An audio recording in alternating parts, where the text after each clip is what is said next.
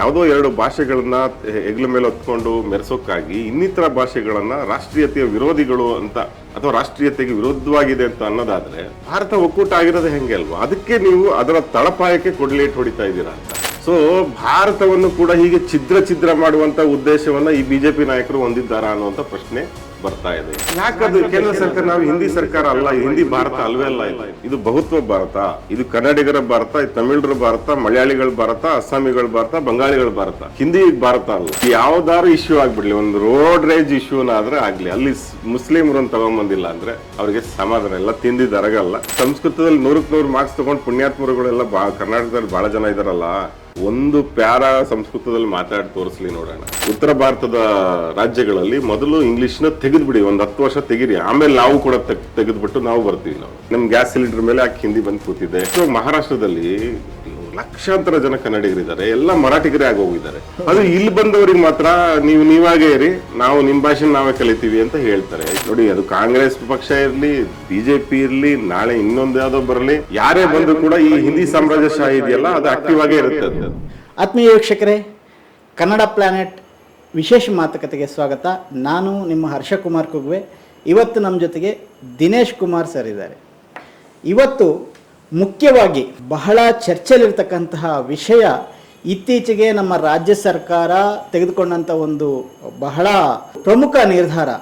ಶಾಲೆಗಳಲ್ಲಿ, ಪ್ರಾಥಮಿಕ ಮತ್ತು ಪ್ರೌಢಶಾಲೆಗಳಲ್ಲಿ ತೃತೀಯ ಭಾಷೆಯನ್ನು, ಸೊ ಅದರಲ್ಲಿ ಮುಖ್ಯವಾಗಿ ಹಿಂದಿನೇ ಇರ್ತಕ್ಕಂಥದ್ದು, ಅದಕ್ಕೆ ಪರೀಕ್ಷೆಗಳಲ್ಲಿ ಮಾರ್ಕ್ಸ್ ಏನು ಇಷ್ಟು ದಿವಸ ಅಂಕಗಳನ್ನು ಕೊಡ್ತಾ ಇದ್ರು, ಆ ಪದ್ಧತಿಯನ್ನು ತೆಗೆದು ಗ್ರೇಡಿಂಗ್ ಪದ್ಧತಿಯನ್ನು ಜಾರಿ ಮಾಡಬೇಕು ಅಂತ ಮೊನ್ನೆ ಶಿಕ್ಷಣ ಸಚಿವ ಮಧು ಬಂಗಾರಪ್ಪ ಅವರು ಘೋಷಣೆ ಮಾಡಿದರು. ಇದಾದ ನಂತರ ದೊಡ್ಡ ಚರ್ಚೆ ಶುರುವಾಗಿದೆ. ಇದನ್ನು ಬಹುತೇಕ ಕನ್ನಡಿಗರು, ಕನ್ನಡ ಪರ ಸಂಘಟನೆಗಳು ಮತ್ತು ಕನ್ನಡ ಭಾಷೆಯ ಬಗ್ಗೆ ಚಿಂತನೆ ಇರ್ತಕ್ಕಂಥವ್ರು ಇದನ್ನು ಸ್ವಾಗತ ಮಾಡಿದರೆ, ರಾಜಕೀಯವಾಗಿ ಒಂದಷ್ಟು ವಲಯದಿಂದ ಇದಕ್ಕೆ ವಿರೋಧ ಕೂಡ ಬಂದಿದೆ. ಹಾಗಾಗಿ ಈ ಒಟ್ಟಾರೆ ವಿದ್ಯಮಾನ ಏನು, ಇದರ ಅಗತ್ಯ ಇತ್ತಾ ಸರ್ಕಾರ ಈ ಥರ ತೀರ್ಮಾನ ಮಾಡೋದು, ಮತ್ತು ಇದಕ್ಕೆ ಯಾಕೆ ವಿರೋಧ, ಎಲ್ಲ ವಿಷಯಗಳನ್ನು ಇವತ್ತು ನಾವು ನಮ್ಮ ದಿನೇಶ್ ಸರ್ ಅವರಿಂದ ಕೇಳ್ಕೊಳ್ಳೋಣ. ಸರ್, ಈ ಕಾರ್ಯಕ್ರಮಕ್ಕೆ ನಿಮಗೆ ಸ್ವಾಗತ. ಸರ್, ತುಂಬ ಒಂದು ಅನಿರೀಕ್ಷಿತ ಅಂತ ಹೇಳ್ಬೋದು, ಸರ್ಕಾರ ಒಂದು ನಿರ್ಣಯ ತಗೊಳ್ತು.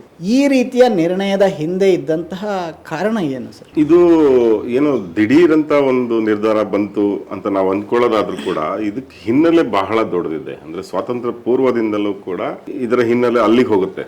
ಅಲ್ಲಿಂದಲೂ ಕೂಡ ಒಂದು ಈ ಭಾರತ ರಾಷ್ಟ್ರೀಯತೆಯ ಸ್ವಾತಂತ್ರ್ಯ ಹೋರಾಟ ಏನು ಶುರುವಾಯಿತು, ಆ ಕಾಲದಿಂದಲೂ ಕೂಡ ಇದಕ್ಕೊಂದು ಟೂಲ್ ಆಗಿ ಹಿಂದಿಯನ್ನ ಬಳಸಬೇಕು ಅನ್ನುವಂಥದ್ದು ಒಂದು ಶುರುವಾದ ನಂತರ ಭಾರತ ರಾಷ್ಟ್ರೀಯ ಕಾಂಗ್ರೆಸ್ ಕೂಡ ಅದ್ರ ಪರವಾಗಿ ನಿಂತ್ಕೊಳ್ಳುತ್ತೆ ಆ ಕಾಲದಲ್ಲೂ ಕೂಡ. ಹೀಗಾಗಿ ಅದರ ವಿರುದ್ಧ ಎಲ್ಲ ರಾಜ್ಯಗಳಲ್ಲೂ ಕೂಡ ಒಂದು ರೀತಿಯಾದಂಥ ಅಸಮಾಧಾನ ಮತ್ತೆ ಆ ಒಳಗುದಿ ಇದ್ದೇ ಇತ್ತು.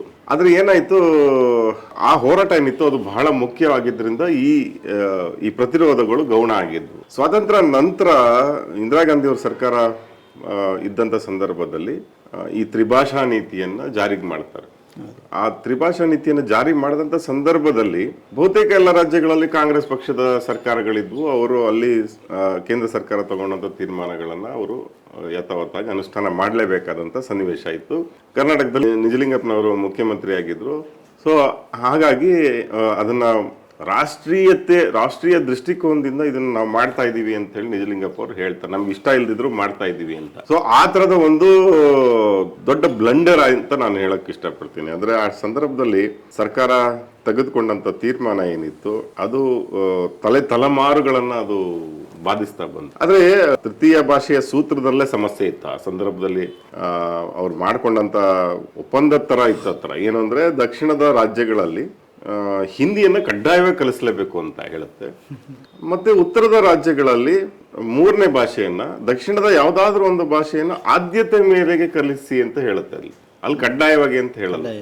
ಆದ್ರೆ ಇದುವರೆಗೆ ಉತ್ತರದ ಒಂದೇ ಒಂದು ರಾಜ್ಯದಲ್ಲೂ ಕೂಡ ಬೇರೆ ಭಾಷೆಗಳನ್ನ ಕಲಿಸಲಾಗ್ತಾ ಇಲ್ಲ. ಅವ್ರಿಗೆ ಆಯ್ಕೆಗಳು ಕೂಡ ಇದ್ವು. ನೋಡಿ, ಇದ್ರಲ್ಲಿ ಬಹಳ ಇಂಟ್ರೆಸ್ಟಿಂಗ್ ಅಂದ್ರೆ ಅವ್ರಿಗೆ ಯಾವ ಭಾಷೆನಾರು, ತಮಿಳು, ತೆಲುಗು, ಮಲಯಾಳಂ, ಮರಾಠಿ ಯಾವ್ದನ್ನಾರು ಕಲಿಸಬಹುದಿತ್ತು. ಆದ್ರೆ ಅವರು ಅದು ಯಾವುದನ್ನು ಕಲಿಸಲ್ಲ. ಆಯ್ಕೆ ಇದ್ರೂ ಸಹ ನಮಗೆ ಆಯ್ಕೆನೇ ಇಲ್ಲ, ನಾವು ಹಿಂದಿನೇ ಕಲಿಬೇಕು. ಇದು ಒಂಥರದ ಈ ಹಿಂದಿ ಸಾಮ್ರಾಜ್ಯಶಾಹಿಯ ಇತಿಹಾಸ ಇದೆಯಲ್ಲ, ಅದು ನಡ್ಕೊಂಡ್ತಾನೆ ಬಂದಿದೆ. ಅದಕ್ಕೆ ಬಹಳ ಜನ ಇವಾಗ ಹೇಳ್ತಾರೆ, ಅಂದ್ರೆ ಇದನ್ನ ಭಾರತೀಯ ಜನತಾ ಪಕ್ಷ ಮುಂದುವರಿಸ್ತಾ ಇರೋದ್ರಿಂದ ಇದು ಬಿಜೆಪಿ ಅವರೇ ಮಾಡ್ತಿರೋದೇನೋ ಅಂತ ಅನ್ಸುತ್ತೆ. ಆದ್ರೆ ಇದು ಕಾಂಗ್ರೆಸ್ ಕೂಡ ಇದರಲ್ಲಿ ಸಮಪಾಲನ್ನ ಹೊಂದಿದೆ. ಕಾಂಗ್ರೆಸ್ಸೇ ಇದನ್ನ ಆರಂಭ ಮಾಡಿದ್ದು. ಆದ್ರೆ ಈಗ ಅದು ಏನೋ ಪಾಪ ಪರಿಹಾರ ಮಾಡ್ಕೊಳ್ತಾ ಇದೆಯೇನೋ ಅಂತಾನು ಅನ್ಸುತ್ತೆ ನಮ್ಗೆ, ಈಗಿನ ನಿರ್ಧಾರ ಅಂತ ನೋಡಿದ್ರೆ. ಅದೇ ಈಗ ರಾಹುಲ್ ಗಾಂಧಿ ಅವರು ಕಾಂಗ್ರೆಸ್ ಪಕ್ಷದ ನೇತೃತ್ವ ವಹಿಸಿಕೊಂಡ ನಂತರ ಸ್ವಲ್ಪ ಅದರಲ್ಲಿ ಬದಲಾವಣೆಗಳು ಕೂಡ ಕಾಣಿಸಿದೆ. ರಾಹುಲ್ ಗಾಂಧಿ ತಮಿಳುನಾಡಿಗೆ ಹೋಗಿ ಮಾತಾಡಿದಂತ ಮಾತುಗಳು, ನಂತರ ಸ್ವಲ್ಪ ಅವರಲ್ಲಿ ಈ ಹಿಂದಿ ಸಾಮ್ರಾಜ್ಯಶಾಹಿಯ ಆ ತೀವ್ರತೆ ಎಲ್ಲ ಕಡಿಮೆ ಆಗಿದೆ ಅಂತ ನನ್ಗೆ ಅನ್ಸುತ್ತೆ. ಸರ್, ಈಗ ಈ ನಿರ್ಧಾರ ಪ್ರಕಟ ಆದಮೇಲೆ ವಿಶೇಷವಾಗಿ ಕನ್ನಡ ಸಂಘಟನೆಗಳು ಹೋಗಿ ಸರ್ಕಾರವನ್ನು ಅಭಿನಂದನೆ ಮಾಡಿದ್ದಾವೆ. ಯಾಕೆ ಕನ್ನಡ ಸಂಘಟನೆಗಳು ಈ ರೀತಿಯ ಒಂದು ವಿಶೇಷವಾಗಿ ಇದನ್ನ ಒಂದು ಸಂಭ್ರಮದ ರೀತಿ ಆಚರಿಸ್ತಾ ಇದ್ದೀವಿ? ಇದು ಕನ್ನಡ ಸಂಘಟನೆಗಳ ಹೋರಾಟವೇ. ಇದು ಹಲವಾರು ದಶಕಗಳಿಂದ ಈ ಹೋರಾಟ ನಡೀತಾ ಇತ್ತು. ನಿಮ್ಗೆ ಗೊತ್ತಿರುವಂತೆ ಹಿಂದಿ ವಿರೋಧಿಸಿ ನಡೆದಂತ ಚಳವಳಿಯಲ್ಲಿ 4 ಜನ ಗೋಲಿಬಾರಲ್ಲಿ ಕೂಡ ಸತ್ರು ವಿದ್ಯಾರ್ಥಿಗಳು ಕರ್ನಾಟಕದಲ್ಲಿ. ಆದ್ರೆ ಅಲ್ಲಿ ತಮಿಳುನಾಡಲ್ಲಷ್ಟು ತೀವ್ರವಾಗಿ ನಡೀತು 60ರ ದಶಕದಲ್ಲಿ, ಅಷ್ಟು ತೀವ್ರವಾಗಿ ನಮ್ಮಲ್ಲಿ ಆ ಸಂದರ್ಭದಲ್ಲಿ ಆಗಿರ್ಲಿಲ್ಲ. ಹೀಗಾಗಿ ನಮ್ಮಲ್ಲಿ ತ್ರಿಭಾಷೆ ಉಳಿತು, ಅಲ್ಲಿ ದ್ವಿಭಾಷೆ ಆಯಿತು. ಅದಾದ ನಂತರನೂ ಕೂಡ ಎಲ್ಲ ಕನ್ನಡ ಸಂಘಟನೆಗಳು ಅದನ್ನು ಕೇಳ್ತಾನೆ ಇದ್ವು, ನಮ್ಮಲ್ಲೂ ದ್ವಿಭಾಷಾ ಸೂತ್ರ ಬರಬೇಕು ಅಂತ. ವಿಶೇಷವಾಗಿ ಕಳೆದ 27 ವರ್ಷಗಳಿಂದ ಕಾರ್ಯಾಚರಣೆ ಮಾಡ್ತಾ ಇರುವಂತ ಕರ್ನಾಟಕ ರಕ್ಷಣಾ ವೇದಿಕೆ ಅದು ಮೊದಲ ಪ್ರಧಾನ ಅಜೆಂಡಾ ಇಟ್ಕೊಂಡು ಮಾಡ್ತಾ ಇದ್ದಿದೆ, ನಮ್ಮಲ್ಲಿ ದ್ವಿಭಾಷಾ ನೀತಿ ಬರಬೇಕು, ಹಿಂದಿಯನ್ನ ಬಲವಂತವಾಗಿ ಹೇರುವುದು ತಪ್ಪಬೇಕು ಅಂತೇಳಿ ಅದು ಹೋರಾಟ ಮಾಡ್ಕೊಂತಾನೆ ಬಂದಿತ್ತು. ಕಳೆದ ವರ್ಷ ಬಹಳ ತೀವ್ರ ಸ್ವರೂಪದ ಹೋರಾಟಗಳನ್ನ, ಅಹೋರಾತ್ರಿ ಧರಣಿಗಳನ್ನ, ಮತ್ತೆ ಮುಖ್ಯಮಂತ್ರಿಗಳನ್ನು ಭೇಟಿ ಮಾಡಿ ಅವರಿಗೆ ಮನವರಿಕೆ ಮಾಡುವಂಥದ್ದು, ಇದನ್ನೆಲ್ಲ ಮಾಡ್ತಾನೆ ಇತ್ತು. ಬೇರೆ ಬೇರೆ ಸಂಘಟನೆಗಳು ಕೂಡ ಆ ಕೆಲಸ ಮಾಡಿದ್ವು. ಸರ್ಕಾರ ಅಷ್ಟು ಪಾಸಿಟಿವ್ ಆಗಿ ಅದನ್ನು ತಗೊಂಡು ಅದು ಮಧು ಬಂಗಾರಪ್ಪನವರ ಒಂದು ರೀತಿಯಲ್ಲಿ ಆ ಇನಿಷಿಯೇಟಿವ್ ಇದೆಯಲ್ಲ, ಇದನ್ನ ಮಾಡಬೇಕು ಅಂತ ಅನ್ಕೊಂಡು ಅವ್ರು ಮಾಡಿದಿದೆಯಲ್ಲ, ಅದು ನಿಜಕ್ಕೂ ಕೂಡ ಶ್ಲಾಘನೀಯ. ಅದನ್ನ ಅಭಿನಂದಿಸಲೇಬೇಕು. ಹೀಗಾಗಿ ನಾವೆಲ್ಲ ಅವರನ್ನ ಅಭಿನಂದಿಸ್ತಾ ಇದ್ದೀವಿ. ಸರ್, ಈಗ ಆರ್ ಅಶೋಕ್ ವಿರೋಧ ಪಕ್ಷದ ನಾಯಕರು, ಶೋಭಾ ಕರಂದ್ಲಾಜೆ, ಸುರೇಶ್ ಕುಮಾರ್, ಅಶ್ವಥ್ ನಾರಾಯಣ ಇವರೆಲ್ಲ ತುಂಬಾ ಸ್ಟ್ರಾಂಗ್ ಆಗಿ ಈ ಒಂದು ನಿರ್ಣಯವನ್ನು ವಿರೋಧಿಸ್ತಾ ಇದ್ದಾರೆ. ಅವ್ರು ಹೇಳ್ತಾ ಇರೋದ್ರಲ್ಲಿ ಏನಾದ್ರು ಹೊರಳಿದೆಯಾ, ಅಥವಾ ಯಾಕೆ ಅವರು ಕೂಡ ಕನ್ನಡಿಗರೇ ಆಗಿ ಇದನ್ನ ಸ್ವಾಗತಿಸೋದ್ರ ಬದಲು ಅವರು ಯಾಕೆ ಇಷ್ಟು ಈ ಮಟ್ಟಕ್ಕೆ ವಿರೋಧ ಮಾಡ್ತಾ ಇದ್ದಾರೆ? ಮೊದಲನೇದಾಗಿ ಅವರು ಏನ್ ಹೇಳ್ತಾ ಇದಾರೆ ಅದನ್ನ ನಾವು ಬಹಳ ಸೂಕ್ಷ್ಮವಾಗಿ ಗಮನಿಸಬೇಕು. ಅಂದ್ರೆ ಅವ್ರು ಏನ್ ಹೇಳ್ತಿದ್ದಾರೆ ಅಂದ್ರೆ, ಹಿಂದಿ ಇದೆಯಲ್ಲ ಅದು ರಾಷ್ಟ್ರೀಯ ಚಿಂತನೆಗೆ ಪೂರಕವಾದ ಭಾಷೆ, ಈ ಕಾರಣಕ್ಕಾಗಿ ನಾವು ಅದನ್ನ ಕೈ ಬಿಡಬಾರ್ದು, ಅದನ್ನು ಬೆಳೆಸಬೇಕು ಅನ್ನೋಂಥ ಮಾತನ್ನ ಹೇಳ್ತಾರೆ. ಅವ್ರಿಗೆ ನೇರವಾಗಿ ನಾವು ಕೇಳುವಂತ ಪ್ರಶ್ನೆ ಏನು ಅಂದ್ರೆ, ಹಿಂದಿ ನಿಮಗೆ ರಾಷ್ಟ್ರೀಯತೆಗೆ ಪೂರಕವಾದ ಭಾಷೆ ಆಗಿದ್ರೆ, ಸಂಸ್ಕೃತ ನಿಮ್ಗೆ ರಾಷ್ಟ್ರೀಯತೆ ಪೂರಕವಾದ ಭಾಷೆ ಆಗಿದ್ರೆ,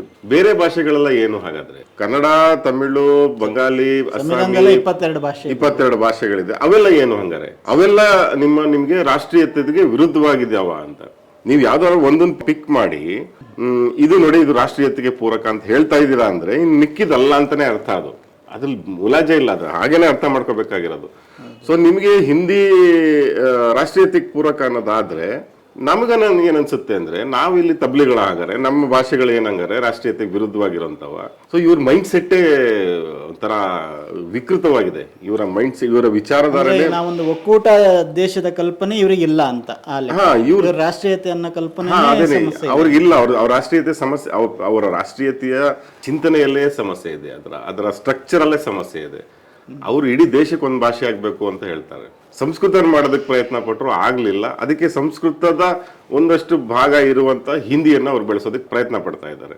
ಅದೇನಾರು ಮಾಡ್ಕೊಳ್ಳಿ. ನಾನು ಹೇಳ್ತಿರೋದು, ನೀವು ಯಾವುದೋ 2 ಭಾಷೆಗಳನ್ನ ಹೆಗ್ಲ ಮೇಲೆ ಹೊತ್ಕೊಂಡು ಮೆರೆಸೋಕ್ಕಾಗಿ ಇನ್ನಿತರ ಭಾಷೆಗಳನ್ನ ರಾಷ್ಟ್ರೀಯತೆಯ ವಿರೋಧಿಗಳು ಅಂತ ಅಥವಾ ರಾಷ್ಟ್ರೀಯತೆಗೆ ವಿರುದ್ಧವಾಗಿದೆ ಅಂತ ಅನ್ನೋದಾದ್ರೆ, ಇದು ದೇಶದ ಒಂದು ಆ ಕಲ್ಪನೆ ಇದೆಯಲ್ಲ ನಮ್ದು, ಭಾರತದ ವಿವಿಧತೆಯಲ್ಲಿ ಏಕತೆ ಅಂತ ನಾವೇನ್ ಹೇಳ್ತೀವಿ, ಬಹುತ್ವ ಸಂಸ್ಕೃತಿ ಅಂತ ಏನ್ ಹೇಳ್ತೀವಿ, ಭಾರತ ಒಕ್ಕೂಟ ಆಗಿರೋದೇ ಹೆಂಗೆ ಅಲ್ವಾ? ಅದಕ್ಕೆ ನೀವು ಅದರ ತಳಪಾಯಕ್ಕೆ ಕೊಡ್ಲೇಟ್ ಹೊಡಿತಾ ಇದ್ದೀರಾ ಅಂತ. ಅದಕ್ಕೆ ಇದು ದೇಶದ್ರೋಹದ ಮಾತುಗಳು ಅಂತಾನೆ ಹೇಳ್ಬೇಕಾಗತ್ತೆ ನಾವು. ಯಾಕೆ ಅಂತಂದ್ರೆ ಇದು ಬಹಳ ಸೀರಿಯಸ್ ಆದ ವಿಷಯ. ಅದು ಪೂರ್ವ ಪಾಕಿಸ್ತಾನ, ಪಶ್ಚಿಮ ಪಾಕಿಸ್ತಾನ, ಅದು 2 ಒಡೆದು ಹೋಗಿದಂತ. ಯಾಕೆ ಒಡೆದು ಹೋಯ್ತು ಅನ್ನೋದು ನಾವು ಅರ್ಥ ಮಾಡ್ಕೋಬೇಕು. 9% ಮಾತಾಡುವಂತ ಜನ ಉರ್ದು ಭಾಷಿಕರಿದ್ದು ಪಾಕಿಸ್ತಾನದಲ್ಲಿ. ಆದ್ರೆ ಅವ್ರೇನ್ ಮಾಡಿದ್ರು, ಆ ಉರ್ದುನ ಅಷ್ಟು ಅಗ್ರೆಸಿವ್ ಆಗಿ ಪುಷ್ ಮಾಡಕ್ಕೆ ಶುರು ಮಾಡಿದ್ರು ಎಲ್ಲಾ ಭಾಗದಲ್ಲಿ. ಸಿಂಧ್ ಪ್ರಾಂತ್ಯದಲ್ಲಿ ಅದಕ್ಕೆ ವಿರೋಧಗಳು ಶುರುವಾಯ್ತು, ಬಲೂಚ್ ಅಲ್ಲಿ ಅದಕ್ಕೆ ವಿರೋಧಗಳು ಶುರುವಾಯ್ತು, ಪಂಜಾಬ್ ಅಲ್ಲಿ ಅದಕ್ಕೆ ವಿರೋಧಗಳು ಶುರುವಾಯ್ತು. ಅಂದ್ರೆ ಪಾಕಿಸ್ತಾನದ ಪಂಜಾಬ್ ನಾನು ಹೇಳ್ತಿರೋದು. ಬಾಂಗ್ಲಾದೇಶದಲ್ಲಿ ಕೂಡ, ಇವತ್ತಿನ ಬಾಂಗ್ಲಾದೇಶದಲ್ಲಿ ಅಲ್ಲಿ ತೀವ್ರ ಸ್ವರೂಪದ ಪ್ರತಿಭಟನೆಗಳಾಯ್ತು. ದೇಶ ಒಡೆದೋಯ್ತು, 2 ಭಾಗ ಆಗೋಯ್ತು. ಪಾಕಿಸ್ತಾನ ಇವತ್ತು ಬಹಳ ಬಲಶಾಲಿ ಆಗಿರ್ತಿತ್ತು ಒಂದು ವೇಳೆ ಅದು ಸೇರ್ಕೊಂಡಿದ್ರೆ. ಆದ್ರೆ ಆ ದೇಶ ಒಡೆದವ ಕಾರಣ ಏನಾಯ್ತು ಅಂದ್ರೆ ಭಾಷೆನೆ, ಅಲ್ಲಿ ಭಾಷಾ ಹೇರಿಕೆ ಅಲ್ಲೂ ಕೂಡ ಈಗಲೂ ಕೂಡ ಅಲ್ಲಿ ಜನಗಳಿಗೆ ಅಸಮಾಧಾನ ಇದೆ. ಬಹಳ ಜನ ಗೊತ್ತಿಲ್ಲ ಅದು. ಅಂದ್ರೆ ಪಾಕಿಸ್ತಾನ ಅಂದ್ರೆ ಅದ್ರಲ್ಲಿ ಪೂರ್ತಿ ಉರ್ದು ಮಾತಾಡ್ತಾರೆ ಅಂತ ನಮ್ಮ ತಿಳ್ಕೊಂಡಿದ್ದಾರೆ. ಬಹಳ ಕಡಿಮೆ ಪರ್ಸೆಂಟ್ ಜನ ಉರ್ದು ಮಾತಾಡ್ತಾರೆ. ಅಲ್ಲಿ ಮಾತಾಡಂತದ್ದು ಅಲ್ಲಿ ಪಂಜಾಬಿ ಮಾತಾಡ್ತಾರೆ, ಪಶ್ತೂನಿ ಮಾತಾಡ್ತಾರೆ, ಬಲೂಚಿ ಮಾತಾಡ್ತಾರೆ, ಸಿಂಧಿ ಮಾತಾಡ್ತಾರೆ, ಬೇರೆ ಬೇರೆ ಭಾಷೆಗಳಿದೆ. ಆ ಭಾಷೆಗಳೇ ಜಾಸ್ತಿ ಇರೋಂಥದ್ದು ಉರ್ದುಗಿಂತ ಹೆಚ್ಚಾಗಿ. ಆದ್ರೆ ಅಲ್ಲಿ ಏನಂದ್ರೆ ನೀವು ಹತ್ರ ಒಂದು ಭಾಷೆಯನ್ನ ಯಾರ ತಲೆ ಮೇಲಾರು ಹೇರ್ತಾನೆ ಇದ್ರೆ ಪದೇ ಪದೇ ಇದನ್ನ ನೀವು ಕಲೀಲೇಬೇಕು ಅಥವಾ ಇದರಲ್ಲೇ ವ್ಯವಹರಿಸಬೇಕು, ಇದನ್ನೇ ಆಡಳಿತ ಭಾಷೆ ಮಾಡ್ತೀವಿ, ಈ ತರ ಹೇಳ್ತಾ ಇದ್ರೆ ಜನ ಸ್ಫೋಟಗೊಳ್ತಾರೆ. ಸ್ಫೋಟಗೊಂಡು ಅದು ಒಡೆದ ಜಗತ್ತಿನ ನಾನಾ ದೇಶಗಳಲ್ಲಿ ಈ ತರದ್ದು ಬೆಳವಣಿಗೆಗಳು ಆಗ್ಬಿಟ್ಟಿದ್ದಾವೆ. ನೆರೆ ಶ್ರೀಲಂಕಾದಲ್ಲಿ ಅಲ್ಲೂ ಕೂಡ ಅದೇ ತರನೇ, ಅದು ಜನಾಂಗೀಯ ಸಮಸ್ಯೆ ಅಂತ ನೀವು ಕಂಡ್ಕೊಂಡ್ರು ಕೂಡ ಅಲ್ಲಿ ತಮಿಳರು ಮತ್ತು ಸಿಂಹಳಿಯರ ನಡುವೆನೆ ಅಲ್ಲಿ ಸಂಘರ್ಷ. ಅದು ಕೂಡ ಭಾಷೆನೇ ಕೂಡ ಅಲ್ಲೂ ಕೂಡ ಮುಖ್ಯವಾಗಿದ್ದೇ ನಡೆದಿರುವಂಥದ್ದು. ಸೊ ಭಾರತವನ್ನು ಕೂಡ ಹೀಗೆ ಛಿದ್ರ ಮಾಡುವಂತ ಉದ್ದೇಶವನ್ನ ಈ ಬಿಜೆಪಿ ನಾಯಕರು ಹೊಂದಿದ್ದಾರಾ ಅನ್ನುವಂತ ಪ್ರಶ್ನೆ ಬರ್ತಾ ಇದೆ. ಅಂದ್ರೆ ಭಾರತಲ್ಲೂ ಕೂಡ ಆ ತರದ ಒಂದು ಭಾಷಾ ಹೋರಾಟ ಅತಿರೇಕಕ್ಕೆ ಹೋಗಿ ಭಾರತದ ಒಕ್ಕೂಟಕ್ಕೆ ಧಕ್ಕೆ ತರುವಂತ ಕೆಲಸವನ್ನ ಇವರು ಮಾಡ್ತಾ ಇದ್ದಾರೆ. ಬಟ್ ಈಗ ಅವರು ಒಂದು ಆರ್ಗ್ಯುಮೆಂಟ್ ಮುಂದಿಡ್ತಾ ಇದ್ದಾರೆ ಸರ್. ಈಗ ನೀವು ನೋಡಿ, ಕರ್ನಾಟಕದಲ್ಲಿ ಇಂಗ್ಲಿಷ್ ಅಥವಾ ಕನ್ನಡದಲ್ಲಿ ಉದ್ಯೋಗನ ಇದು ಮಾಡ್ತೀವಿ, ಆದ್ರೆ ನೀವು ಕೇಂದ್ರ ಸರ್ಕಾರದ ಉದ್ಯೋಗಗಳು ಅಂತ ಬಂದಾಗ ಅದಕ್ಕೆ ಹಿಂದಿ ಬಂದಿದ್ರೆ ಮಾತ್ರ, ಹಿಂದಿ ಗೊತ್ತಿದ್ರೆ ಮಾತ್ರ ಇದಾಗುತ್ತೆ. ಹಾಗಾಗಿ ನೀವು ನಮ್ಮ ಕನ್ನಡದ ಮಕ್ಕಳಿಗೆ ಕೇಂದ್ರ ಸರ್ಕಾರದ ಉದ್ಯೋಗಗಳನ್ನ ಅಂತ ಒಂದು ಅವಕಾಶವನ್ನ ಬಂದ್ ಮಾಡ್ತಾ ಇದ್ದೀರಾ. ಯಾರ್ದು ಸಮಸ್ಯೆ ಇದು? ಸಮಸ್ಯೆ ಅವ್ರದೇ ಸಮಸ್ಯೆ ಇದು. ಈ ಸಮಸ್ಯೆನ ಬಗೆಹರಿಸಬೇಕಾಗಿರೋದು ಅವರು. ಇಡೀ ಕೇಂದ್ರ ಸರ್ಕಾರವನ್ನ ನಾವು ಹಿಂದಿ ಜನಗಳಿಗೆ ಬರ್ಕೊಟ್ಬಿಟ್ಟಿದೀವ ಅಥವಾ ಹಿಂದಿ ಭಾಷೆಗೆ ಬರ್ಕೊಟ್ಬಿಟ್ಟಿದೀವ? ನೀವು ಮಾತಾಡ್ಬೇಕಾಗಿರೋದು ಎಲ್ಲಿ? ಕೇಂದ್ರ ಸರ್ಕಾರದ ಉದ್ಯೋಗಗಳು ಬೇರೆ ಜನಗಳಿಗೆ ಸಿಗ್ಬೇಕು ಅಂದ್ರೆ ಅವ್ರ ಭಾಷೆಯಲ್ಲಿ ಪರೀಕ್ಷೆ ಮಾಡಿ ಅಂತ ನೀವು ಅಲ್ಲಿ ಒತ್ತಡ ಹೇರ್ಬೇಕಾಗಿರೋಂಥದ್ದು. ಹಿಂದಿಯನ್ನ ಮ್ಯಾಂಡೇಟರಿ ಆಗಿ ಯಾಕೆ ಮಾಡ್ತೀರಾ? ಅವ್ರ ಏನ್ ಯೋಚನೆ ಅಂದ್ರೆ ಕೇಂದ್ರ ಸರ್ಕಾರದ ಉದ್ಯೋಗ ಅಂತಂದ್ರೆ ಅದು ಪ್ಯೂರ್ಲಿ ಹಿಂದಿಯಲ್ಲೇ ಯಾಕದು ಕೇಂದ್ರ ಸರ್ಕಾರ? ನಾವು ಹಿಂದಿ ಸರ್ಕಾರ ಅಲ್ಲ, ಹಿಂದಿ ಭಾರತ ಅಲ್ವೇ ಅಲ್ಲ. ಇದು ಬಹುತ್ವ ಭಾರತ, ಇದು ಕನ್ನಡಿಗರ ಭಾರತ, ಇದು ತಮಿಳರ ಭಾರತ, ಮಲಯಾಳಿಗಳ ಭಾರತ, ಅಸ್ಸಾಮಿಗಳ ಭಾರತ, ಬಂಗಾಳಿಗಳ ಭಾರತ. ಹಿಂದಿ ಭಾರತ ಅಲ್ಲ. ಯಾಕೆ ಹಿಂದಿ ಒಂದಕ್ಕೆ ನೀವು ಅಲ್ಲಿ ಪ್ರಾಮಿನೆನ್ಸ್ ಕೊಡ್ತೀರಾ? ನೀವು ಎಲ್ಲ ಭಾಷೆಗಳಿಗೂ ಕೊಡಿ. ಟೆಕ್ನಾಲಜಿ ಮುಂದುವರೆದಿದೆ. ಇವತ್ತು ಆರ್ಟಿಫಿಷಿಯಲ್ ಇಂಟೆಲಿಜೆನ್ಸ್ ಯಾವ ಪ್ರಮಾಣದಲ್ಲಿ ಇದೆ ಅಂದ್ರೆ ಯಾವುದೇ ಭಾಷೆಯಲ್ಲಿ ಬರೆದದನ್ನ ಇನ್ಯಾವುದೋ ಭಾಷೆಗೆ ಕ್ಷಣಾರ್ಧದಲ್ಲಿ ತರ್ಜುಮೆ ಮಾಡುವಂತ ವ್ಯವಸ್ಥೆ ಇದೆ. ನಮ್ಮ ದೇಶದ ಪಾರ್ಲಿಮೆಂಟ್ ಅಲ್ಲಿ ಯಾವುದೇ ಒಬ್ಬ ಸದಸ್ಯ ಯಾವುದೇ ಭಾಷೆಯಲ್ಲಿ ಮಾತಾಡಿದ್ರು ಕೂಡ ತನ್ನ ಭಾಷೆಯಲ್ಲಿ ಕೇಳಿಸ್ಕೊಳ್ಳುವಂತ ವ್ಯವಸ್ಥೆನಲ್ಲಿ ಮಾಡಿದ್ದಾರೆ ಇವತ್ತು. ಹೀಗಿರ್ಬೇಕಾದ್ರೆ ಏನ್ ಸಮಸ್ಯೆ ಇದೆ ನಿಮ್ಗೆ ಎಲ್ಲಾ ಭಾಷೆಗಳ ಜನಗಳಿಗೂ ತಗೊಳ್ಳೋದಕ್ಕೆ? ನೀವು ಕೇಂದ್ರ ಸರ್ಕಾರದ ಹುದ್ದೆಗಳನ್ನ ಕರ್ನಾಟಕದಲ್ಲಿ ನೀವು ಮಾಡ್ತಿರುವಂತ ಸಂದರ್ಭದಲ್ಲಿ ಕನ್ನಡದಲ್ಲಿ ಪರೀಕ್ಷೆ ಬರೆಯಕ್ಕೆ ಕೊಡಿ. ಅದೇ ರೀತಿ ಬೇರೆ ಬೇರೆ ರಾಜ್ಯಗಳಲ್ಲಿ ಆ ಭಾಷೆಗಳನ್ನ ಪ್ರಮೋಟ್ ಮಾಡಿ. ಅದು ಹಿಂದಿನೇ ಯಾಕೆ ಹೇಳ್ತೀರಾ? ಹಿಂದಿ ಒಂದೇ ಈ ದೇಶದ ಭಾಷೆ ಅನ್ನೋದಾದ್ರೆ ಈ ದೇಶದ ಬಹುತ್ವಕ್ಕೆ ಅರ್ಥನೇ ಇಲ್ದಂಗ ಆಗುತ್ತಲ್ಲ ಸರ್. ಈಗ ನೀವು ಗಮನಿಸ್ತಾ ಇದ್ದೀರಾ ಈ ಒಂದು ವಾರ ಈ ಸಾಮಾಜಿಕ ಮಾಧ್ಯಮಗಳಲ್ಲಿ ಯಾವ ತರದ ಒಂದು ಚರ್ಚೆಗಳು ನಡೀತಾ ಇದೆ ಅಂತ ಹೇಳಿ. ಈ ರಾಜಕಾರಣಿಗಳ ಅಲ್ದೇನೆ ಯಾವ ವಲಯದಿಂದ ಹೆಚ್ಚು ವಿರೋಧ ಈ ಒಂದು ಸರ್ಕಾರದ ತೀರ್ಮಾನಕ್ಕೆ ಬರ್ತಾ ಇದೆ? ಇದು ಬಹಳ ಸ್ಪಷ್ಟವಾಗಿ ಒಂದೇ ವರ್ಗದಿಂದ ಬರ್ತಾ ಇರೋಂಥದ್ದು. ಅದು ಭಾರತೀಯ ಜನತಾ ಪಕ್ಷದ ಈ IT ಸೆಲ್ ಏನಿದೆ ಅದು ಹಬ್ಬಿಸುವಂತ ಪ್ರೊಪಗಂಡ.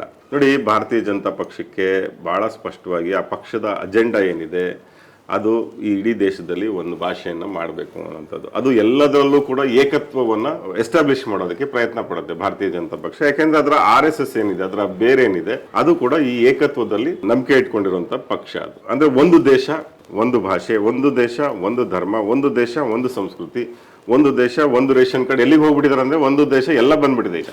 ಸೊ ಅವ್ರಿಗೆಲ್ಲ ಒಂದಿರಬೇಕು. ಸೊ ಆ ಒಂದು ಅನ್ನೋಂಥದ್ದು ಏನಿಲ್ಲ, ಒಂದಾಗ್ಬೇಕು, ಒಂದೇ ಇರಬೇಕು ಅನ್ನೋಂಥದ್ದು ಇದೆಯಲ್ಲ, ಅದು ವಿಚಿತ್ರಕಾರಿಯಾದಂತ ಐಡಿಯಾಲಜಿ. ಅದು ಒಡೆದು ಹಾಕುವಂತ, ದೇಶವನ್ನು ಒಡೆದು ಹಾಕುವಂತ ಐಡಿಯಾಲಜಿ. ಆ RSS ನ ಅದರ ಲಿಟರೇಚರ್ ಅನ್ನ ಗಮನಿಸಿದ್ರೆ ಹಿಂದಿನಿಂದ ಕೂಡ ನೀವು ಬಂಚ್ ಆಫ್ ಥಾಟ್ಸ್ ಇಂದ ಇಟ್ಕೊಂಡು ಆರ್ಗನೈಸರ್ ಅಲ್ಲಿ ಬರುವಂತದ್ದನ್ನು ತಗೊಂಡ್ರು ಕೂಡ ಎಲ್ಲಿ ಕೂಡ ಅವರು ಅದನ್ನೇ ಹೇಳ್ತಾರೆ, ಒಂದು ಸಂಸ್ಕೃತ ಮತ್ತೆ ಒಂದು ಹಿಂದಿ ಎರಡೇ ಭಾಷೆಗಳನ್ನ ಪ್ರಮೋಟ್ ಮಾಡುವ ಮಾತಾಡ್ತಾರೆ. ದೇಶಕ್ಕೆಲ್ಲ ಒಂದು ಭಾಷೆ ಇರಬೇಕು ಅಂತ ಅವ್ರು ಹೇಳ್ತಾರೆ. ಚಿಂತನೆಯಲ್ಲೇ ದೋಷ ಇದೆ. ಹೀಗಾಗಿ ಅವ್ರೇನ್ ಮಾಡ್ತಾರೆ, ತಮ್ಮ ಪಕ್ಷದ ಈ ಕಾಲಾಳುಗಳನ್ನ ತಲೆ ತಿಕ್ಕಿ ಅವರಿಗೆ ಬ್ರೈನ್ ವಾಶ್ ಮಾಡಿ ಇದನ್ನ ಹೇಳಿ ಅಂತ ಹೇಳಿ ಬಿಡ್ತಾರೆ. ಅವ್ರಿಗೆ ಅಲ್ಲಿ ಆ ಕಾಲಾಳುಗಳಿಗೆ ಅವ್ರಿಗೆ ಯೋಚನೆ ಮಾಡುವಂತ ಬುದ್ಧಿಶಕ್ತಿನೂ ಕೂಡ ಇರಲ್ಲ. ಅವರು ತನ್ನದೇ ಭಾಷೆಯ ವಿರುದ್ಧ, ತನ್ನದೇ ಐಡೆಂಟಿಟಿಯ ವಿರುದ್ಧ ಮಾತಾಡುವಂತ ಒಂದು ಸಂದರ್ಭವನ್ನು ಸೃಷ್ಟಿ ಮಾಡಿಬಿಟ್ಟಿದ್ದಾರೆ. ಮತ್ತೆ ಇನ್ನು ಕೆಲವು ಶಕ್ತಿಗಳು ಈ ಕರಾವಳಿ ಭಾಗದ ಕೆಲವರು ಇದನ್ನ ಟಾರ್ಗೆಟ್ ಮಾಡಿ ಮಾತಾಡ್ತಾರೆ. ಅವ್ರಿಗೆ ಕನ್ನಡ ಪ್ರೇಮ ಮೊದಲೇ ಇಲ್ಲ ಕೆಲವರಿಗೆ. ನಾನು ಹೇಳೋದು ಕರಾವಳಿ ಎಲ್ಲರಿಗೂ ಅಲ್ಲ, ಒಂದು ಸೆಕ್ಷನ್ ಅವ್ರು ಬಂದು ಇಲ್ಲಿ ಮಾತಾಡ್ತಾರೆ, ಬಾಯಿ ಬಂದಾಗ ಮಾತಾಡ್ತಾರೆ. ಆದ್ರೆ ತಾರ್ಕಿಕವಾಗಿ ನಾವು ಕೇಳುವಂತ ಯಾವುದೇ ಪ್ರಶ್ನೆಗಳಿಗೆ ಅವ್ರ ಹತ್ರ ಉತ್ತರ ಇಲ್ಲ. ನೋಡ್ರಪ್ಪ, ಕರ್ನಾಟಕದಲ್ಲಿ ತ್ರಿಭಾಷಾ ಸೂತ್ರ ಇದೆ, ಉತ್ತರ ಪ್ರದೇಶಲ್ಲೂ ಅದೇ ತ್ರಿಭಾಷಾ ಸೂತ್ರ ಮಾಡಿ ಅಲ್ಲಿ ಕನ್ನಡ ಭಾಷೆನ ಭಾಷೆಯನ್ನ ಕಲಿಸಿ ಅಂತ ಹೇಳ್ತೀವಿ, ಅವ್ರ ಹತ್ರ ಉತ್ತರ ಇಲ್ಲ. ನೋಡ್ರಪ್ಪ, ಮಹಾರಾಷ್ಟ್ರದಲ್ಲಿ ಮೊನ್ನೆ ತಾನೆ ಕಿತ್ ಹಾಕಿದ್ರು 2025ರಲ್ಲಿ ಎರಡೇ ಭಾಷೆಯನ್ನು ಮಾಡಿದ್ರು, ಮರಾಠಿ ಮತ್ತೆ ಇಂಗ್ಲಿಷು. ಅಲ್ಲಿ ತಗೊಂಡೋಗಿ ನೀವು ಹಿಂದಿಯನ್ನ ಮಾಡಿ ಅಂತ ಕೇಳಿ ನೋಡೋಣ. ಬಿಜೆಪಿ ಸರ್ಕಾರ, ನಿಮ್ದೇ ಸರ್ಕಾರ ಇದೆಯಲ್ಲ, ಅವ್ರ ಹತ್ರ ಉತ್ತರ ಇಲ್ಲ. ಆಮೇಲೆ CBSE ICSE ನಲ್ಲಿ ಇಷ್ಟು ಕಾಲಗಳ ಕಾಲ ಈಗೇನೋ ಬದಲಾಯಿಸ್ತಾ ಇದಾರಂತೆ. ಅಲ್ಲಿ ಇದ್ದಿದ್ದು ಎರಡೇ ಭಾಷೆ, CBSE ICSE. ಕರ್ನಾಟಕದಲ್ಲೂ ಕೂಡ ಮಕ್ಕಳು 525 ಮಾರ್ಕ್ಸ್ಗೆ ಬರೀತಾ ಇದ್ರು. ಅಲ್ಲಿ ಇಲ್ಲದು ಮೂರನೇ ಭಾಷೆ ನಮ್ಗೆ ಯಾಕೆಪ್ಪ ಅಂತ ಕೇಳಿದ್ರೆ ಅದಕ್ಕೆ ಉತ್ತರ ಇಲ್ಲ. ಅವ್ರು ಏನ್ ಮಾತಾಡ್ತಾರೆ ಅಂತಂದ್ರೆ, ನೀವು ಉರ್ದು ಹೇರಿಕೆಗೆ ಬೆಂಬಲ ಕೊಡ್ತಾರೆ. ಅಲ್ರಯ್ಯ, ಕರ್ನಾಟಕದ ಯಾವುದೇ ಒಂದು ಶಾಲೆಯಲ್ಲಿ ಕನ್ನಡಿಗನ ಮೇಲೆ ಉರ್ದುವನ್ನ ಬಲವಂತವಾಗಿ ನೀನ್ ಕಲೀಲೇಬೇಕು, ನೀನು ಎಕ್ಸಾಮ್ ಬರೀಲೇಬೇಕು, ನೀ ಪಾಸ್ ಆಗ್ಲೇಬೇಕು ಅಂತ ಕಡ್ಡಾಯ ಮಾಡಿದ್ರೆ ತೋರಿಸ್ಬಿಡ್ರಿ. ಇಲ್ವೇ ಇಲ್ಲ.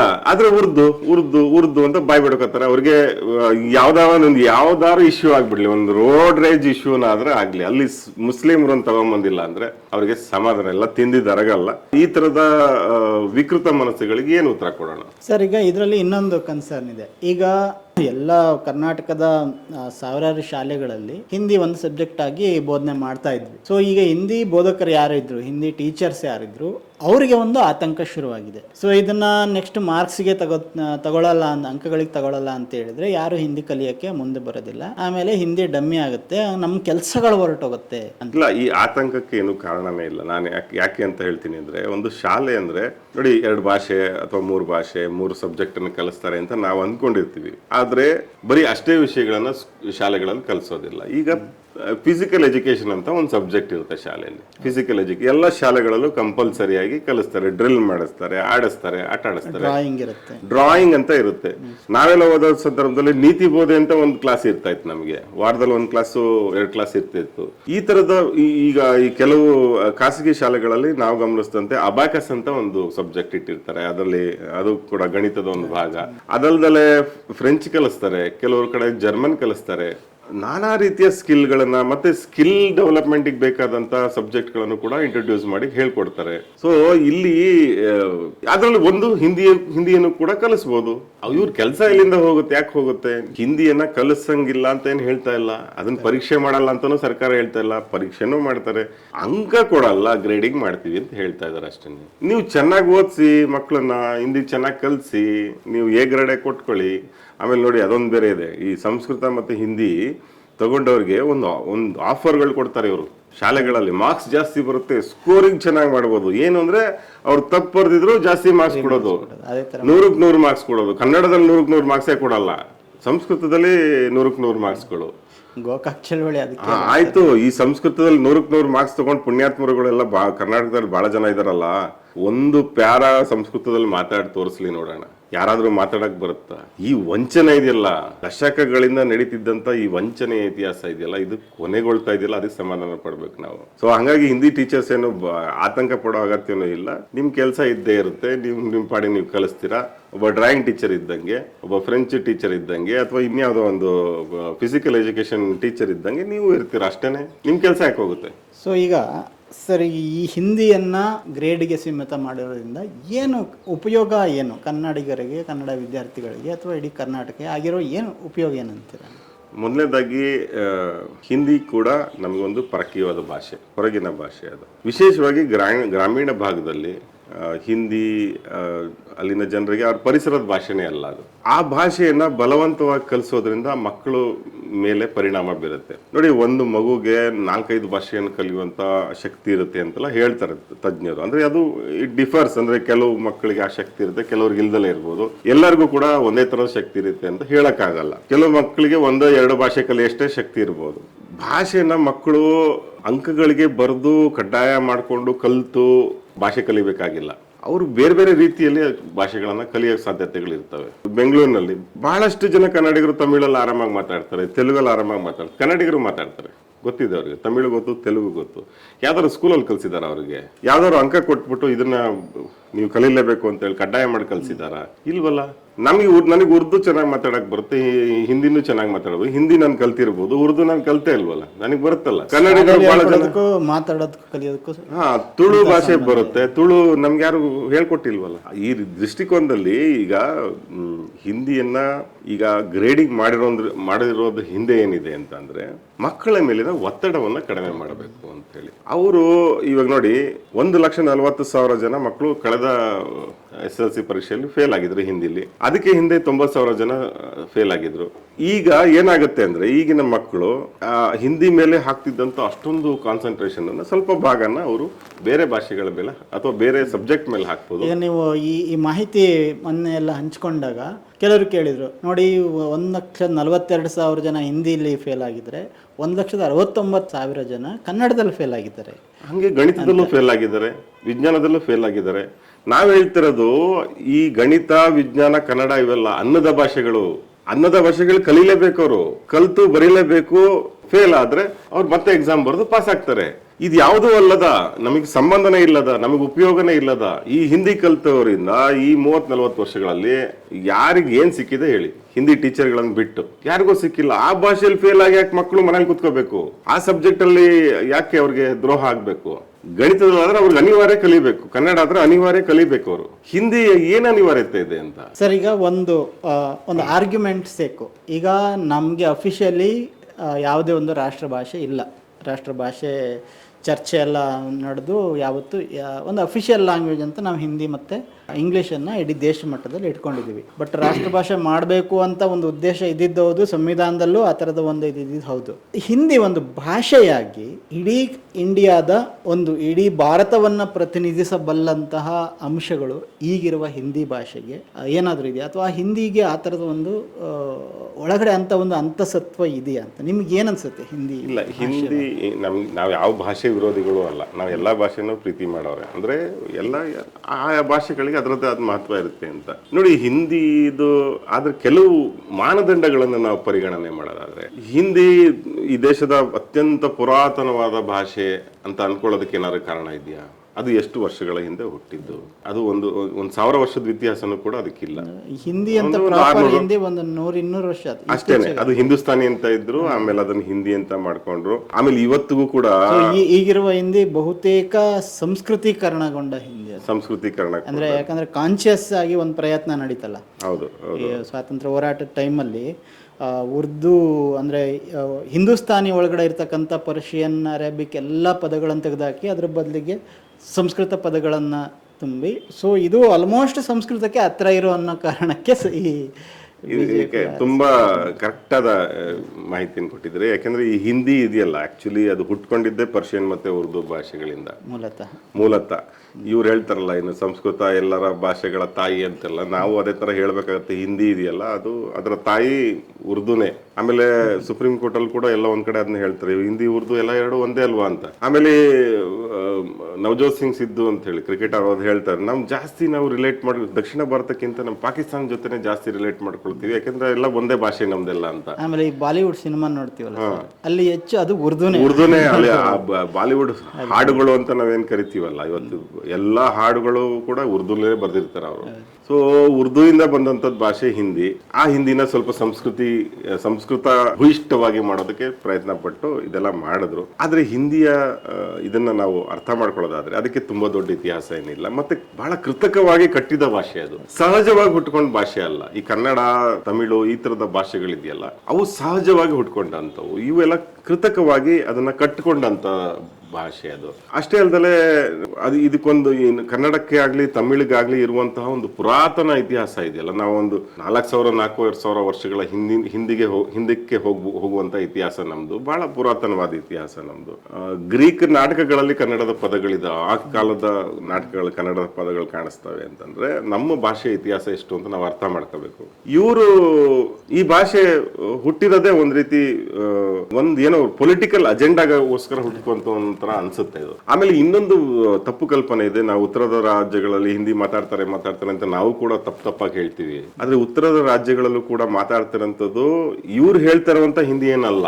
ಅಲ್ಲಿ ಭೋಜ್ಪುರಿ ಮಾತಾಡ್ತಾರೆ, ಮೈತ್ರಿ ಮಾತಾಡ್ತಾರೆ, ರಾಜಸ್ಥಾನಿ ಎಲ್ಲವೂ ಕೂಡ ಹಿಂದಿ ಅಡಿಯಲ್ಲಿ ತಂದ್ಬಿಟ್ಟಿದ್ದಾರೆ. ಇವತ್ತು ಬೇರೆ 100 ಭಾಷೆಗಳಿದೆ. ಅಥವಾ ಈ ಹಿಂದಿ ಇವ್ರು ಹೇಳೋ ಹಿಂದಿ ಅವನ್ನೆಲ್ಲ ನುಂಗ್ ಹಾಕ್ಬಿಟ್ಟಿದೆ. ನುಂಗ್ ಹಾಕಿ ಅದನ್ನ ಎಲ್ಲಾನು ಕೂಡ ಅದು ಹಿಂದಿ ಅಂತ ಕರೆಯುವಂತ ಒಂದು ಪ್ರಯತ್ನ ಮಾಡ್ತಾ ಇದ್ದಾರೆ. ಅದಕ್ಕೆ ಕೆಲವು ಹೋಲಿಕೆಗಳಿರುವಂತದ್ದು. ಈ ಪಂಜಾಬಿನೂ ಕೂಡ ಅದು ಬೇರೆ ಅದು ಭಾಷೆ, ಅದನ್ನು ಕೂಡ ಹಿಂದಿ ಒಳಗಡೆ ಆಪೋಷಣ ತಗೊಳ್ತಾ ಇದೆ. ಆಮೇಲೆ ಹೋಗ್ಲಿ ಹಿಂದಿಗೆ ಒಂದು ಸ್ವತಂತ್ರವಾದ ಲಿಪಿನಾದ್ರೂ ಇದೆಯಾ? ಅದು ಇಲ್ಲ.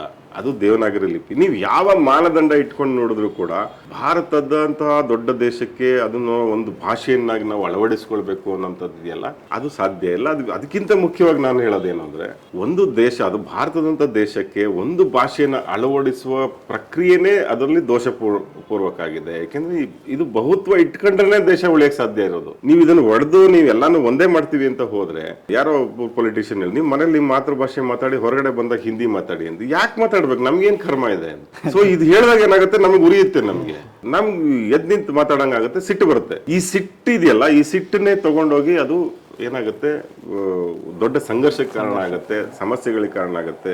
ಜಗತ್ತಿನ ಇತಿಹಾಸನೇ ಅದನ್ನು ಹೇಳ್ತಾ ಇದೆ ನಮಗೆ. ಸರ್, ಈ ನಡುವೆ ಒಂದು ಪ್ರಶ್ನೆ ಬರುತ್ತೆ. ಸರಿಯಪ್ಪ, ನೀವು ಹಿಂದಿನ ವಿರೋಧಿಸ್ತೀರಾ, ಎಲ್ಲ ಇದು ಮಾಡ್ತೀರಾ, ಆದರೆ ಇನ್ನೊಂದು ಪರಕೀಯ ಭಾಷೆ ಇದೆ, ಇಂಗ್ಲೀಷಿನ ಬಗ್ಗೆ ನಿಮ್ಗೆ ಯಾಕೆ ಬಹಳ ವ್ಯಾಮೋಹ?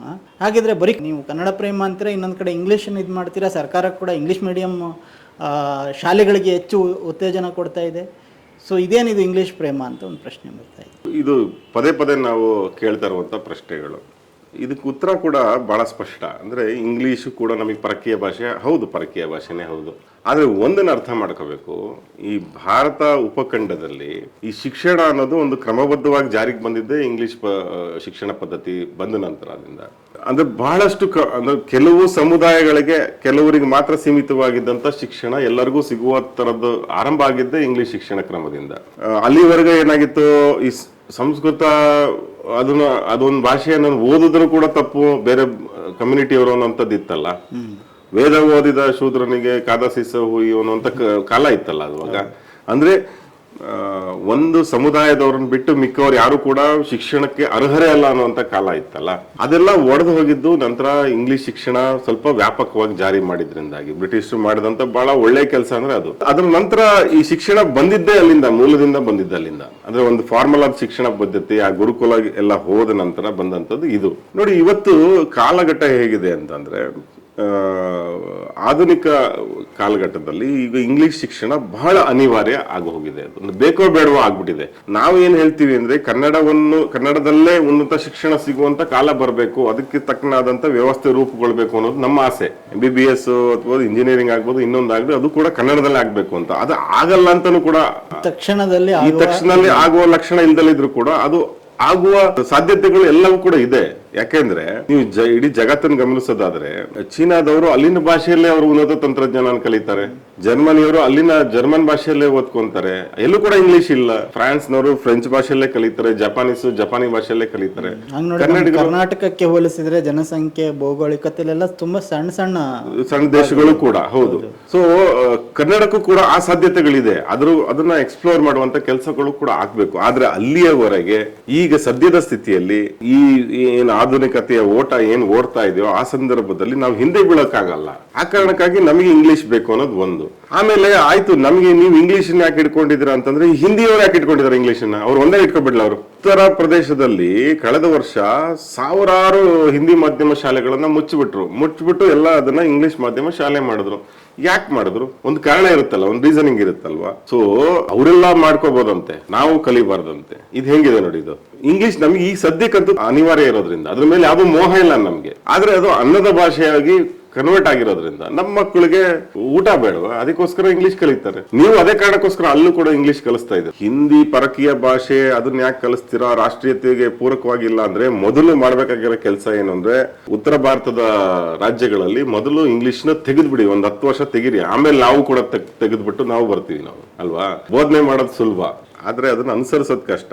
ನಮಗೆ ಏನ್ ಅಗತ್ಯ ಇದೆ ನಾವು ಕಲಿತೀವಿ. ಇಂಗ್ಲಿಷ್ ಇಂದ ನಮಗೆ ಲಾಭ ಇದೆ, ಅದಕ್ಕೆ ಕಲಿತೀವಿ. ಹಿಂದಿಯಿಂದ ನಮ್ಗೆ ಏನು ಲಾಭ ಇಲ್ಲ, ಮಣ್ಣಂಗಟ್ಟಿ, ಅದಕ್ಕೆ ನಾವು ಕಲಿಯಲ್ಲ. ಅಷ್ಟೇ, ಸಿಂಪಲ್ ಉತ್ತರ ಇದು. ಸರ್, ಒಟ್ಟಾರೆಯಾಗಿ ನೋಡೋದಾದ್ರೆ ಈ ಒಂದು ಚರ್ಚೆಗಳು ಅಥವಾ ಏನ್ ನಡೀತಾ ಇದೆ, ಇದು ಒಟ್ಟಾರೆ ನಾವೊಂದು ಕನ್ನಡವನ್ನ ಕಟ್ಕೊಳ್ಳೋದಕ್ಕಿರ್ಬೋದು, ಅಥವಾ ಒಂದು ಈ ತರ ಒಂದು ನರೇಟಿವ್ ಅನ್ನು ನಾವು ಕನ್ನಡದ ಪರವಾಗಿ, ಕನ್ನಡದ ಒಂದು ಸ್ವಾಯತ್ತತೆ ಪರವಾಗಿ, ಅದಕ್ಕೆ ಪೂರಕವಾಗಿ ಯಾವ ರೀತಿ ಇದು ಸಹಾಯ ಮಾಡುತ್ತೆ ಅಂತ? ಇದು ಬಹಳ ಮುಖ್ಯವಾದ ಪ್ರಶ್ನೆ. ಅಂದ್ರೆ ನಮ್ಮ ಒಂದ್ ರೀತಿಯಲ್ಲಿ ಕನ್ನಡಿಗರ ಸ್ವಾಭಿಮಾನವನ್ನ ಬಡಿದೆಬ್ಬಿಸುವಂತ ಕೆಲಸ ಕೂಡ ಆಗಿದೆ ಇದ್ರ ಮೂಲಕ. ಸೊ ಇದೆಲ್ಲನೂ ಕೂಡ ನಾವು ಪೂರಕವಾಗಿ ನಾವು ತಗೊಂತೀವಿ. ಅಂದ್ರೆ ಬರ್ತಾರ ಪ್ರತಿರೋಧನ, ಸಣ್ಣ ಪ್ರಮಾಣದ ಪ್ರತಿರೋಧ ಇರ್ಬೋದು, ಬಿಜೆಪಿಯವರು IT ಸೆಲ್ನವರು ಅವರು ಮಾಡೋಂತ ಸಣ್ಣ ಪ್ರಮಾಣದ ಏನಾದ್ರು ಸೋಷಿಯಲ್ ಮೀಡಿಯಾದಲ್ಲಿ ಬಾಯಿ ಬಿಡ್ಕೊಳ್ತಾರೆ ಏನೋ, ಅದು ಅದಕ್ಕೆ ಒಂದು ತರ್ಕ ಇಲ್ಲದ, ಒಂದು ತಲೆಬುಡ ಇಲ್ಲದ ಕಮೆಂಟ್ಗಳು, ಅವಕ್ಕೆ ನಾವು ತಲೆ ಕೆಡಿಸ್ಕೊಂಡು ಕೇಳಿಸ್ಕೊಳ್ಳಲ್ಲ.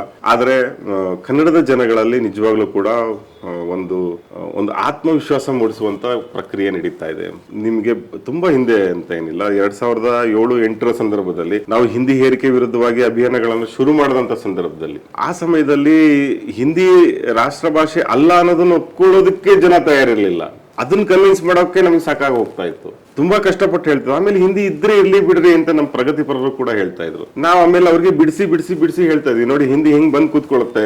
ನಮ್ಗೆ ಹೈವೇಸ್ ಅಲ್ಲಿ ಮೊದಲು ಕನ್ನಡ ಬೋರ್ಡ್ ಇರ್ತಿತ್ತು, ಆಮೇಲೆ ಅದಕ್ಕೆ ಇಂಗ್ಲಿಷ್ ಸೇರ್ಕೊಂತು, ಆಮೇಲೆ ಹಿಂದಿ ಸೇರಿಸಿದ್ರು, ಆಮೇಲೆ ಹಿಂದಿ ಮೇಲೆ ಬರ್ತು, ಇಂಗ್ಲಿಷ್ ಕೆಳಗಡೆ ಬಂತು, ಕನ್ನಡ ತೆಗೆದ್ರು, ನಂತರ ಹಿಂದಿ ಇಂಗ್ಲಿಷ್ ಆಯ್ತು ನೋಡಿ, ಆಮೇಲೆ ಇಂಗ್ಲಿಷ್ನು ತೆಗೆದ್ರು, ಹಿಂದಿ ಮಾಡಿದ್ರು. ಈ ತರ ಮಾಡ್ತಾರೆ. ಇದೆಲ್ಲ ಆಗಿದೆ. ನಮ್ ಗ್ಯಾಸ್ ಸಿಲಿಂಡರ್ ಮೇಲೆ ಯಾಕೆ ಹಿಂದಿ ಬಂದ್ ಕೂತಿದೆ? ಪ್ರತಿ ಪ್ರಶ್ನೆಗಳನ್ನು ಕೂಡ ನಾವು ಕೇಳ್ತಾ ಈ ಕ್ಯಾಂಪೇನ್ ಅನ್ನ ನಾವು ಕಟ್ತಾ ಹೋದ್ವಿ. ಸೊ ಆ ಸಂದರ್ಭದಲ್ಲಿ ಇದ್ದಂತ ದೊಡ್ಡ ಸವಾಲ್ ನಮ್ಗೆ ಈಗಿಲ್ಲ. ಈಗ ಜನ ತುಂಬಾ ಅಂದ್ರೆ ಈ ವಿಷಯದಲ್ಲಿ, ಹಿಂದಿ ಹೇರಿಕೆ ವಿಷಯದಲ್ಲಿ ಬಹಳ ಸ್ಪಷ್ಟವಾಗಿ ಜಾಗರೂಕರಾಗಿದ್ದಾರೆ. ಯಾಕೆಂದ್ರೆ ಹಿಂದಿ ರಾಜ್ಯಗಳಿಂದ ಬರ್ತಾ ಇರುವಂತಹ ಒಂದು ಮಹಾವಲಸೆ, ಆ ಬ್ಯಾಂಕಿಂಗ್ ಸೆಕ್ಟರ್ ಅಲ್ಲಿ ಬಂದು ಸೇರ್ಕೊಂಡಿರುವಂತ ಜನಗಳು, ಅಲ್ಲಿ ಸಾಮಾನ್ಯ ಗ್ರಾಹಕರಿಗೆ ಆಗ್ತಿರುವಂತ ಸಮಸ್ಯೆ, ಪೋಸ್ಟ್ ಆಫೀಸ್ ನಲ್ಲಿ ಆಗುತ್ತಿರುವಂತ ಸಮಸ್ಯೆ, ರೈಲ್ವೆಯಲ್ಲಿ ಆಗ್ತಿರುವಂತ ಸಮಸ್ಯೆ, ಜನಗಳಿಗೆ ಖುದ್ದಾಗಿ ಸಮಸ್ಯೆಗಳನ್ನ ಎದುರಿಸೋಕೆ ಶುರು ಮಾಡಿದ್ದಾರೆ. ಈಗ ಮೊದಲು ನಾವು ಹೇಳ್ತಾ ಇದ್ವಿ, ಆದ್ರೆ ಅವ್ರಿಗೆ ಅದು ಬಿಸಿ ತಟ್ತಾ ಇರ್ಲಿಲ್ಲ. ಆದ್ರೆ ಈಗ ಬಿಸಿ ತಟ್ಟಕ್ ಶುರುವಾಗಿದೆ.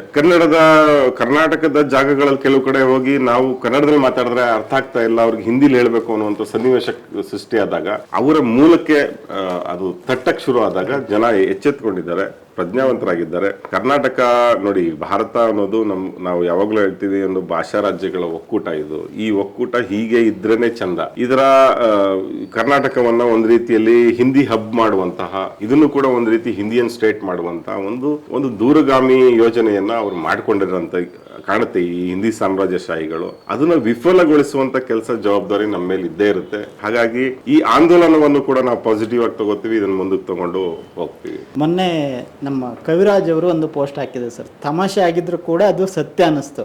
ಹಿಂದಿಯನ್ನ ಇವ್ರು ಯಾಕೆ ಕಲಿಸ್ತಾ ಇದ್ದಾರೆ ಅಂತ ಹೇಳಿದ್ರೆ, ನಮ್ಮ ಕನ್ನಡಿಗರು ಹೋಗಿ ಉತ್ತರ ಭಾರತದಲ್ಲಿ ಹಿಂದಿ ಕಲ್ತ್ಕೊಂಡು ಉತ್ತರ ಭಾರತದಲ್ಲಿ ಕೆಲಸ ತಗೊಳ್ಳಿ ಅಂತಲ್ಲ, ಉತ್ತರ ಭಾರತದವರು ಇಲ್ಲಿ ಬಂದಾಗ ನಮಗೆ ಹಿಂದಿ ಮಾತಾಡ್ಲಿಕ್ಕೆ ಬೇಕು ಅಂತೇಳಿ. ಇಲ್ಲಿ ನಾವು ಯಾವುದೇ ಅಂಗಡಿಲಿ ಅಲ್ಲಿ ಹಿಂದಿ ಮಾತಾಡ್ತಾ ಇದ್ದಾರೆ ಅಂತ ಹೇಳಿದ್ರೆ ನಾವು ಅವ್ರಿಗೆ ಕನ್ನಡ ಕಲ್ಸೋದಿಲ್ಲ, ನಾವು ಹಿಂದಿ ಮಾತಾಡಕ್ ಪ್ರಯತ್ನ ಪಡ್ತೀವಿ, ನಮಗೂ ಹಿಂದಿ ಬರುತ್ತೆ, ಅಥವಾ ಅವರಿಗೆ ಅದು ಡಿಸ್ಕಂಫರ್ಟ್ ಆಗಬಾರ್ದು ಅಂತೇಳಿ. ಬಟ್ ಇದನ್ನ ನೀವು ತಮಿಳ್ನಾಡಿಗೆ ಹೋಗ್ಲಿ ಅಥವಾ ಬೇರೆ ರಾಜ್ಯಗಳಿಗೆ ಹೋದ್ರೆ ಅವ್ರು ಅಡ್ಜಸ್ಟ್ ಆಗಲ್ಲ.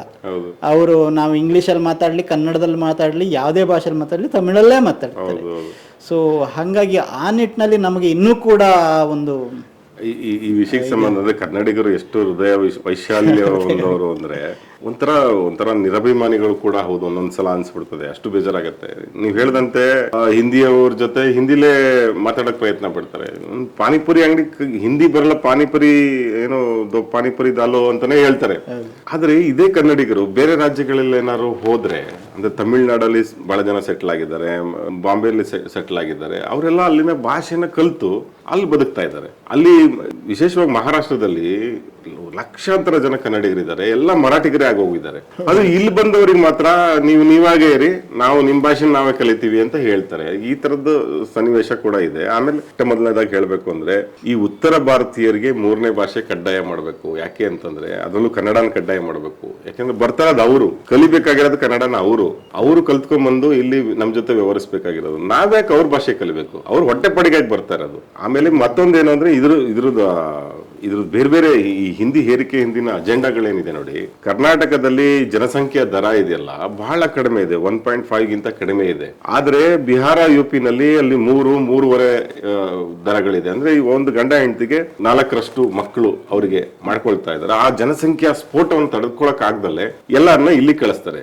ಇಲ್ಲಿ ಚೀಪ್ ಲೇಬರ್ ಅಂತ ನಮ್ಮವರು ತಗೊಂಡು ಅವ್ರನ್ನ ಸಾಕೊಂತ ಇದ್ದಾರೆ. ಸೊ ಈ ಶಿಫ್ಟ್ ಇದೆಯಲ್ಲ, ಈ ಮಹಾವಲಸೆ ನಡೀತಾ ಇದೆಯಲ್ಲ, ಅದಕ್ಕೆ ಪೂರಕವಾಗಿ ಹಿಂದಿಯನ್ನ ಕನ್ನಡಿಗರಿಗೆ ಕಲಿಸ್ಬಿಟ್ಟು ನಮ್ಮನ್ನು ಹಾಳು ಮಾಡುವಂತ ಕೆಲಸವನ್ನ ಮಾಡ್ತಾ ಇದ್ದಾರೆ. ಸೊ ಇದೆಲ್ಲದ್ರ ಹಿಂದೆ ಬೇರೆ ಆದಂತ ಪೊಲಿಟಿಕಲ್ ಅಜೆಂಡಾಗಳು ಕೂಡ ಇದೆ.